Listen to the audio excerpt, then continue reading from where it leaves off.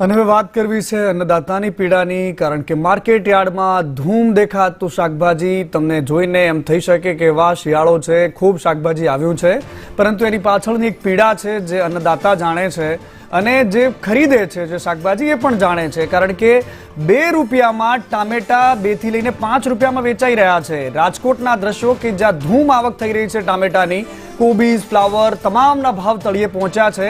એ તળિયે પહોંચેલા ભાવ તમને એમ લાગશે કે આપણને એનાથી રાહત મળે, પરંતુ ના, એનાથી વચેટિયાઓને લાભ મળે છે। ખેડૂત માત્ર 2 રૂપિયા લે છે અને બજારમાં એ 20 રૂપિયા વેચાય છે।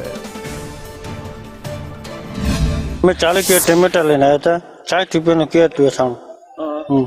કિલોનો ભાવ શું નીકળ્યો છે? કિલોનો ભાવ 2.5 રૂપિયા। 2.5 રૂપિયા ખાલી ટમેટા? તો આમાં કઈ રીતે તમને પોહાય? આમાં ખાલી ભાડું જ થાય।